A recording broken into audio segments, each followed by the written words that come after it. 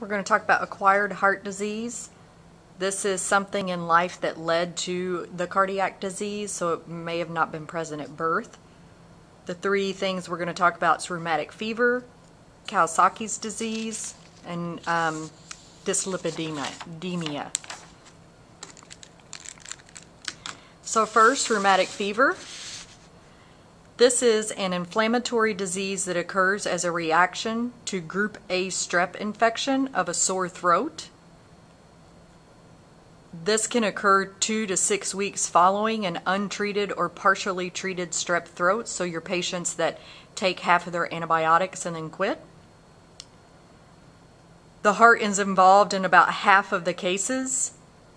It's damage to the heart valves, known as rheumatic heart disease. It usually occurs after multiple attacks, but can sometimes occur after one single attack of rheumatic fever. The damaged valves may result in heart failure, AFib, and infection of the heart valves. Signs and symptoms, you guessed it, fever, enlarged heart, abnormal EKG rhythms, murmurs, chest pain. The chest pain may indicate endocarditis. You can see enlarged joints, painful but non-tender subcu nodules over bony premises. The large painful joints may appear and then disappear with no treatment, but they reappear in another joint. A pink rash that does not itch. It appears on the trunk and inner surface of extremities. It appears and disappears rapidly. Chorea. That is a neurological disorder characterized by jerky, involuntary movements affecting especially the shoulders, hips, and face. The patient may be irritable, have poor concentration, and behavioral problems. I'm going to click back because here's the pictures of the nodules over bony premises and the rash on the trunk. Again, this is following a untreated or partially treated group A strep infection.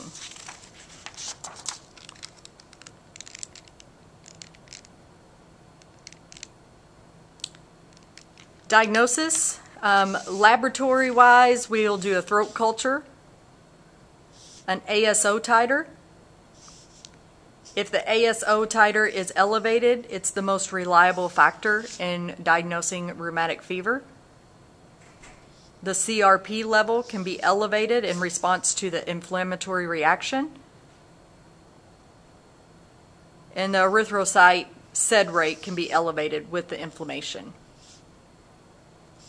An EKG may be done to see cardiac involvement. And diagnosis is made from the modified Jones criteria. It's present with 2 major or 1 major and 2 minor assessment findings. In the major category is carditis, subcutaneous nodules, polyarthritis, rash or chorea, and the minor signs would be fever and joint pain. So what do we do for these kiddos?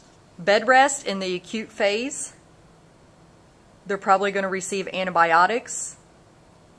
We're going to assess and maintain their nutrition and assess for chorea.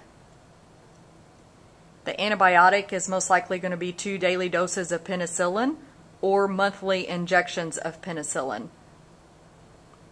Length of antibiotic treatment depends on residual heart disease. It can be as long as 5 years to indefinitely.